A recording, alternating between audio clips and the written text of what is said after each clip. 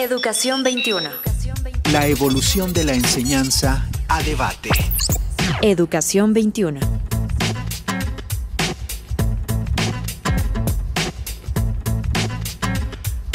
Señoras y señores, muy buenos días, bienvenidos, gracias por estar con nosotros. Esto es Educación 21, el debate, el análisis, la reflexión en torno a la educación en México y en Iberoamérica al día de hoy. La educación de sus hijos, la educación de su escuela, la de la esquina, no la teórica, no esa que a veces nos cuesta trabajo entender, sino la de veras, la que está en la esquina de su casa y en la escuela a la que asisten sus hijos. De esa educación hablamos y hoy le vamos a tener un tema verdaderamente interesante y atractivo.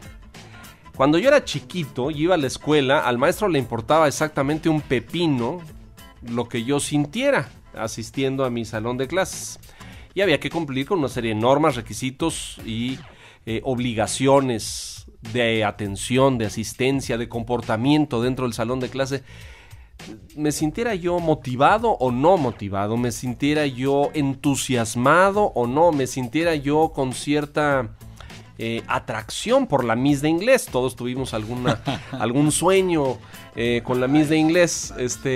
No importaba eso, no importaba cómo se sentían los jóvenes alumnos, o si alguien los perseguía, o si alguien los acosaba, o si alguien los molestaba. Tú seguramente has de haber sido de los que aventó cerbatanazos, estoy totalmente seguro. Me portaba muy bien siempre. Sí, Leo. cómo no, tú, pero pues, si te corrieron como de 14, compadre, no sé de cuántos te corrieron. Le quiero dar la bienvenida. Conocer escuelas, eso era todo. Sí, exacto. Le quiero dar la bienvenida a quienes van a estar con nosotros en el debate el día de hoy, en este tema. Y de lo que le hablaba yo era de la educación emocional y de algo que hoy se discute mucho en círculos académicos y pedagógicos, que es la inteligencia emocional. Hay libros, hay tratados, desde que un señor en Estados Unidos que se apellida Coleman empezó a poner esto en boga y se desarrolló una corriente importante de que los pedagogos modernos, los maestros, incluyan en el planteamiento de sus materias y en el desarrollo de sus programas académicos este importante valor que es la inteligencia emocional.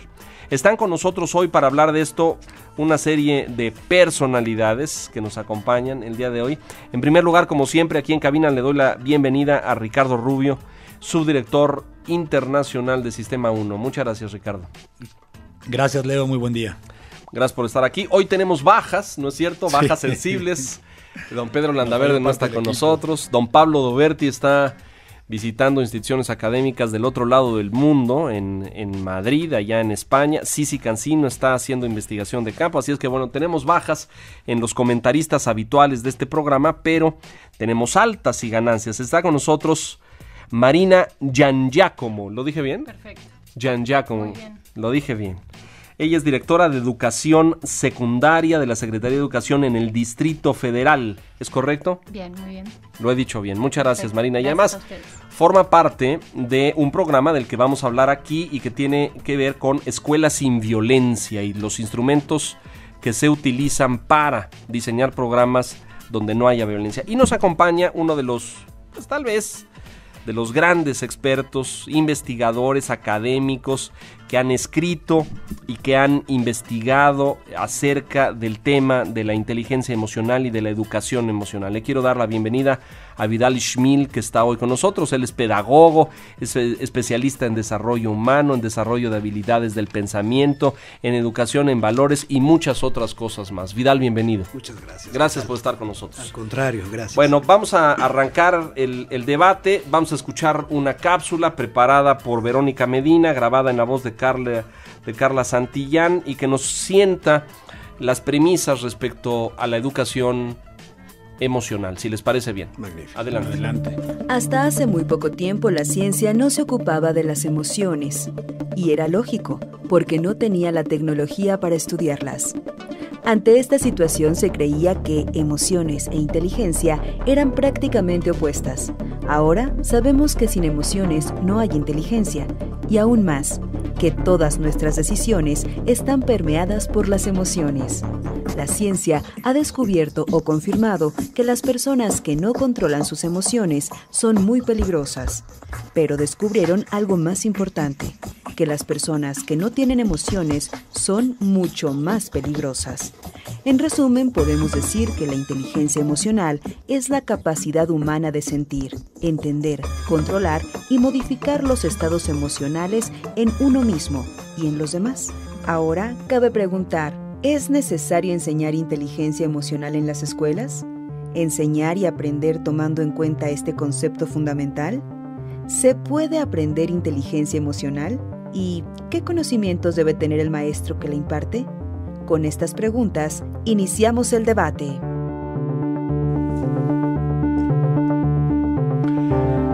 Pues hay muchas preguntas sobre la mesa, ¿no es cierto? Hay muchas cuestionantes. Yo quisiera arrancar, ahorita entramos al ámbito educativo y escolar, de cómo esto forma hoy parte inevitablemente de programas académicos y de diseños. Pero antes me gustaría, Vidal, que nos ayudaras a entender ¿por qué esto se volvió importante de la noche a la mañana? ¿Por qué este asunto de la inteligencia emocional se convirtió en un tema y se convirtió en un tema de estudio y se convirtió hoy prácticamente, hoy en las corporaciones y en las empresas se habla de inteligencia emocional, en la capacitación a ejecutivos se habla de, cuando esto pues yo creo que tiene no más de una década o década y media, ¿estoy equivocado? No, estás totalmente en lo correcto. Hay una corriente, hay una serie de escuelas y corrientes a nivel internacional que hablan del concepto más que de inteligencia emocional, de educación emocional. Correcto. En términos generales.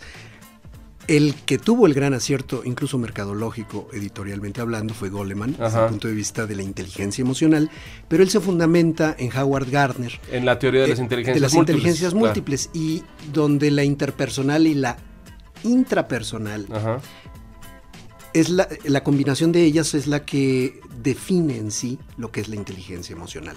Y toda una serie de investigadores que han desarrollado diversos esquemas, formas de evaluación, etcétera, para ver esto. Aunque Gardner no la menciona, cuando él hace su primera clasificación de 7, si no me equivoco. Antes de que fueran 8. Antes de que fueran 8, que sí, le agregó la... 9, creo que ya. Está en 8, 9, creo que está en anda, 8. ¿No? ¿Anda en 9? Yo entiendo que ahora son 9. Sí, no mencionaba la emocional, mencionaba, bueno, las que todos conocemos, la kinética y la abstracta. Pero hablaba de interpersonal. Sí, claro. E intrapersonal. Y si tú desmenuzas las definiciones de diversos autores, al final del camino son estas dos. Emocional. Son esta combinación. Entonces el fundamento sigue siendo Gardner, y a veces no se le menciona lo suficiente. No se le menciona lo suficiente. Sí. Tú has recorrido muchas escuelas, Rick, y has tratado con muchos maestros y hablado con muchos directivos.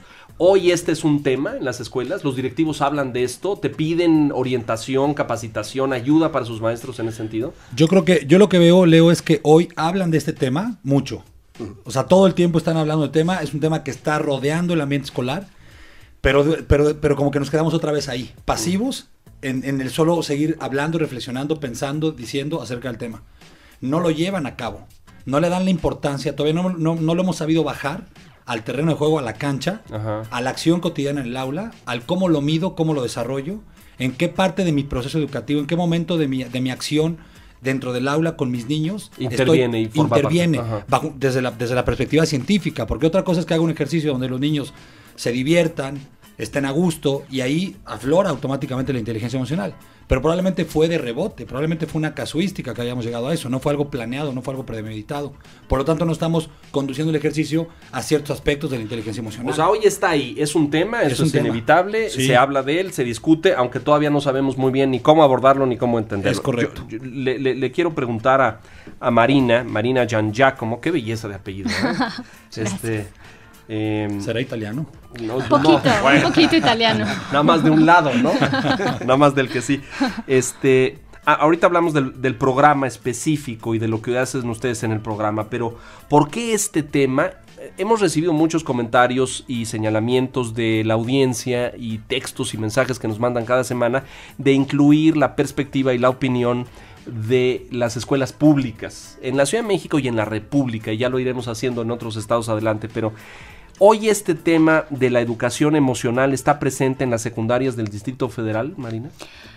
Yo coincido con lo que se ha dicho, me parece que es algo que como adultos y adultas tenemos conciencia de que hay que trabajarlo, pero no sabemos el cómo todavía, no sabemos aterrizarlo en lo cotidiano del salón, y a veces ni siquiera lo sabemos reconocer en nosotros y nosotras. O sea, una de las premisas fundamentales es que el docente o la docente haga trabajo primero con sus propias emociones para luego poder ver qué va a hacer con la de los niños y las niñas. Pero eso me remite a psicoterapia, ¿no? No tanto, no necesariamente. No necesariamente. ¿Por qué no, Vidal? Bueno, yo he trabajado varios programas de desarrollo de habilidades socioafectivas. Uh-huh. Le llamamos así en términos generales, socioafectivas, o sea, vincula la inteligencia emocional, evidentemente, y les tienes que dar ciertas herramientas de manejo emocional básico. El maestro, y hay un estudio muy interesante, lo tengo en un libro bien sustentado, es una de las profesiones que más desgaste emocional genera, ¿eh? Está entre las primeras 20. Claro. En el top 20 de las de desgaste emocional. Y creo que te quedas corto. Andan ahí en ese rango y hay que trabajar ese desgaste emocional que llega a tener el profesor, porque el profesor puede tener toda la preparación académica, pedagógica, pero hay un momento de desgaste que te funde y ya no respondes como normalmente podrías hacerlo. Le pasa a muchas madres y padres de familia en lo cotidiano de cuando estás criando hijos pequeños, claro. ¿no?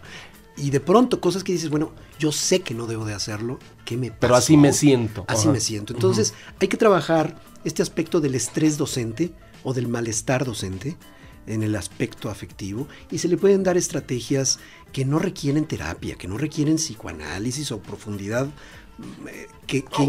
¿Dónde saca uno todas esas emociones? ¿Hay formas de canalizarlo? Un maestro de secundaria en el Distrito Federal, que en la mañana está en la 3 y en la tarde está en la 24. Y con 70 alumnos. Y cada uno con un grupo lleno, y donde además el sueldo no le alcanza juntando los dos juntos y tiene el problema, y además tiene que ir al curso de capacitación el sábado. Donde me equivoca, tú me corriges, ¿eh? No, Ahí va. Hay más todavía. Y hay más. Y además tiene que preparar. ¿No? Sí, bueno, y alumnos demandantes, aborrecentes en la hormona de 10,000, todo eso lo sabemos. Muy bien. ¿Cómo ese maestro puede manejar sus emociones y ser mesurado, comprensivo, escuchar la voz del alumno crítico, positivo, no reaccionar con el primer manotazo, que es la primera reacción que tendría cualquiera? ¿Cómo le haces? Dándole la voz a los alumnos. Tienes que permitir que pelense ustedes. No. Dándole la voz quiero decir que van a participar, que tu didáctica está muy vinculada al manejo del aula y a la disciplina, ¿eh? Si tú estableces un sistema disciplinario, y aquí ya me estoy adentrando en otro tema que podemos abrir en su momento, ya lo abriremos, porque tiene toda una beta, pero el proceso disciplinario, el control que tú tienes de grupo para que el proceso de enseñanza-aprendizaje ocurra, debe de basarse en que los alumnos hagan, en que los alumnos estén interactuando y en que los alumnos tengan ciertas reglas de juego, y que el maestro sea no el protagonista de ese acto educativo, sino que sea un facilitador, una persona que orienta, una persona que guía, una persona que interviene. Pero yo he visto maestros que cambian totalmente en su estado anímico a partir de que usan una didáctica en la que ellos no son el punto central.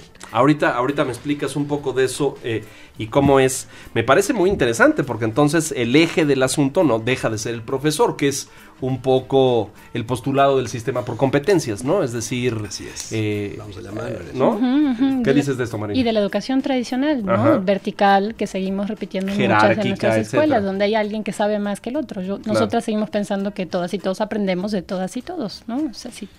Me sigo quedando en el mismo punto, ¿no? Efectivamente, nosotros necesitamos tener maestros que controlen sus emociones, pero ¿cómo hace ese maestro para controlar sus emociones si nunca nadie se los desarrolló, al menos en un proceso formal? Sí, estoy de acuerdo. Si cuando él iba a la escuela, cuando él iba en primaria, al colegio, le daban un zape si se salía del cuadro. Claro. Y cuando cruzó la normal, pues fue basada más bien en los contenidos, en los aspectos muy técnicos, en los programas, del mundo pedagógico, en los programas, en la currícula y en ciertas leyes o reglas del juego de la legislación educativa, ¿no?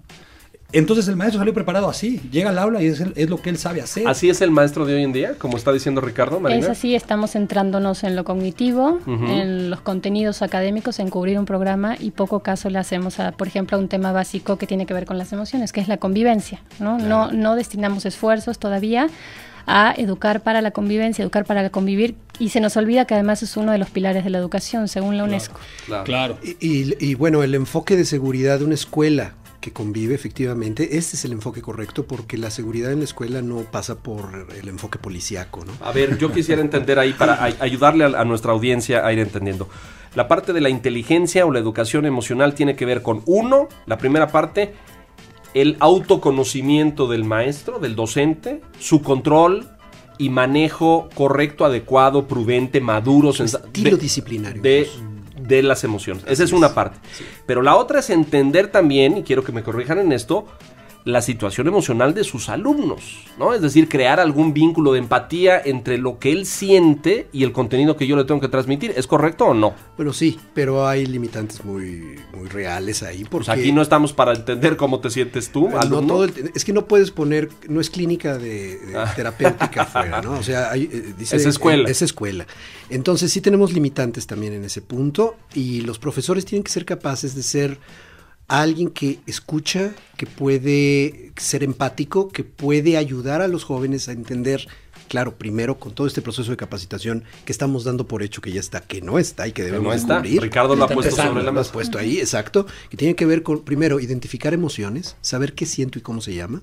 Segundo, cómo lo voy a canalizar de manera segura. ¿Cómo lo voy a sacar? Y tiene que haber una serie de dinámicas y creo que los programas que en el Distrito Federal se están haciendo en la línea, que lo poco que sé y que estoy documentado al respecto, va muy de la mano con mediación, negociación, reducción de conflictos de manera no violenta. Bueno, a eso todo voy. Eso. ¿Para qué me sirve la inteligencia emocional en un salón de clases? ¿O es una herramienta más de pedagogía y de para que la enseñanza-aprendizaje ocurra? ¿Ah, sí? Si no hay atmósfera emocional adecuada, no aprendes. No aprendes. Puedes tal vez tener una parte del aprendizaje que es la memorización, pero te quedas en ello. Claro. Entonces, de verdad, cuidado, porque... así de importante es Vidal. Si no creas la atmósfera emocional en el aula, no hay forma de que el proceso de enseñanza-aprendizaje ocurra. A ver, Ricardo. No, yo estoy totalmente de acuerdo con lo que dice Vidal. Soy un convencido de eso. Perdón que me atreva a hacer como hasta el comercial, pero soy el resultado de eso. Mi propia experiencia está basada. Mire, usted en que nos situación. hace el favor y la gentileza de escucharlo, no está para saberlo. Además, la señora Sin madre ventilarnos, del joven Ricardo está por aquí. presente. ¿Y cuántas escuelas recorrió este muchacho, señora? Dígame usted. ¿Media docena? ¿Más de media docena? Se le ve. Porque emocionalmente me la pasaba tan bien en las escuelas que quería aprender más de ellas y disfrutar más de ellas. Y Querías conocer más escuelas. Quería conocer más escuelas, ese era el punto. Pero justamente tiene que ver con esto, esa sensación de sentirte cómodo, de sentirte a gusto, de sentirte escuchado, de sentir un ambiente positivo de trabajo. Pero ¿de quién hablamos? ¿Del alumno o del maestro? ¿O de los dos? De la todos. comunidad educativa. Lo que pasa es que lo crea el maestro. El maestro es el que, en teoría, es el que empieza a propiciar que ese ambiente se genere. Pero el alumno lo vive y al vivirlo pues, se conecta con ese ambiente y le es más fácil abrir sus canales de participación, de comunicación. Es real. Hay una dinámica grupal y hay distintos, vamos a decirle así, atmósferas emocionales en cada salón. Ajá. Hay maestros que le temen entrar al segundo C, ¿no? Ajá, porque sí, ya claro. tienen mala fama. Y Claro. sí. Y sí, efectivamente a veces hay personalidades que se detonan, que hacen que haya un ambiente mucho más denso o más ligero, o más propicio al trabajo o no. Pero el maestro sigue siendo el elemento decisivo en esta creación de atmósferas. Eso, y lo decía Marina hace un momento, pero ¿el maestro construye la atmósfera emocional ¿O la intoxica? del salón de clase? ¿Él es el único responsable? No. A ver. Pero es un Porque factor le estamos decisivo. poniendo en los hombros un poquito de carga. O sea, si tenemos ahí un niño... Pero es decisivo, ¿eh? ¿Por qué? Porque él, con sus dinámicas, con su didáctica, con su pedagogía, con su forma de jalar o no a los muchachos, Ajá. es que genera estas atmósferas, porque él es el adulto a cargo. Vamos empezando porque hay alguien a cargo, ¿no? Entonces, sí, él es el protagónico para generar eso, pero obviamente hay una corresponsabilidad con los alumnos en la medida que yo como especialista, que para eso estoy contratado, necesito propiciar en mis alumnos. A ver, déjenme tratar de ponerlo o de codificarlo para la audiencia. Debo entender que el ambiente emocional de un salón de clases es fundamental para que el muchacho aprenda. Fundamental, básico. O sea, Imagínate un salón donde se convive en base al maltrato, ejercido desde quien sea. ¿Cómo aprendes ahí? Bueno, Marina, perdóname, pero estás diciéndolo como si estuviéramos hablando de ciencia ficción y todos pasamos por un salón de esos en la vida, ¿eh? O más de uno donde el maestro era un dictador de del sistema europeo más clásico, con una regla. Sí. Bueno, yo tenía uno que escribía en el pizarrón: la letra con sangre entra. No voy a decir su nombre porque no se trata de ventanar a nadie, pero era entraba al salón, claro, era un poco show y quería crear esa atmósfera. Pero entraba con un látigo en la mano. Wow. Y lo ponía sobre el escritorio. Nunca lo usó, ¿no? Pero era así como para sentar agarrados aquí a la sillita, ¿eh? No se me distraiga porque... Yo tuve también de esos. ¿De esos, sí?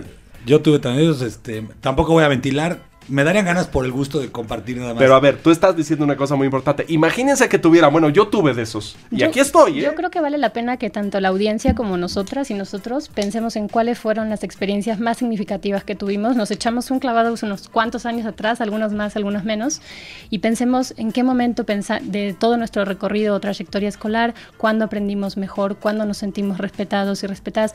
Y seguramente nos acordaremos de aquel maestro que nos miró diferente, como decían hace un ratito, mirada metafóricamente diferente, no que me mira, ¿no? Usando los ojos, sino que me está ofreciendo una mirada distinta donde lo que yo digo vale, importa y donde me está enseñando de una forma distinta, en un proceso mucho más horizontal de co-construcción de lo que pasa en el aula. Así es. Y esto tiene que ver, esto que dice Marina tiene que ver con que el maestro tiene que ser capaz no solo de conocer sus habilidades emocionales para él comportarse de acuerdo a ellas, sino que tiene que ser capaz de leer las habilidades emocionales de sus alumnos. A eso me refería hace un rato. Y saber usar la fortaleza y áreas de oportunidad de cada uno de ellos, porque puede haber que tienes un grupo de chicos que son naturalmente más positivos, naturalmente más de trabajo en equipo, naturalmente más de cooperar.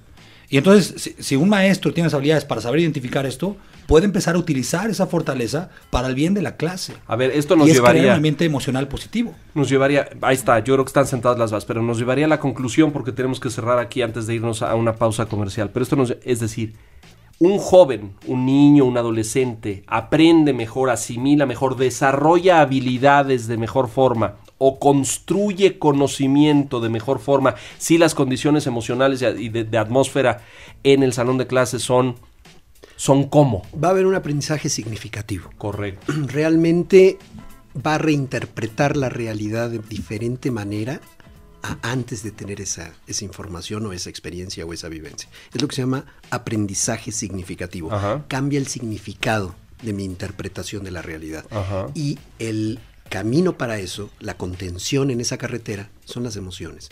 Pero una emoción que propicia y en el caso contrario, lamentablemente, perjudica y obstaculiza, porque el alumno ya no está concentrado en la materia o en el tema, sino en cómo atacar a ese maestro que lo agrede y que lo ofende como persona. O cómo defenderme de él, porque es decir, yo he escuchado a alumnos muchas veces y lo escucho con mis hijos, es que me tiene mala onda, es que me tira mala onda. Y yo digo, a ver, aquí no se trata de ondas, ¿no? Y muchas veces la defensa es el hacerte un lado, ¿no? La defensa es aislarte.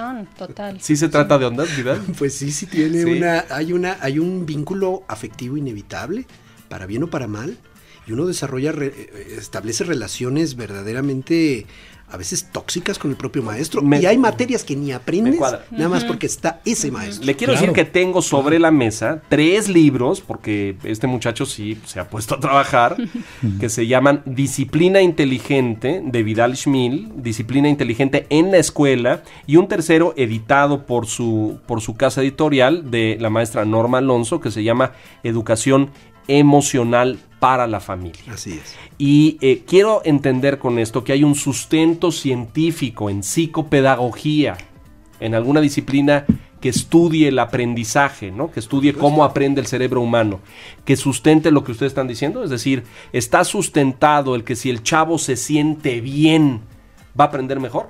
Sí, definitivamente hay diversas fuentes y podemos citarlas, incluso dar un sitio en internet para que puedan consultar las personas que quieran profundizar en ello y generar información. Vamos a hacer una pausa, no se muevan de sus lugares. Esto es W Radio, está usted en Educación 21. ¿Cómo aprende su hijo? Su hijo llega y le dice que su maestro lo vio feo.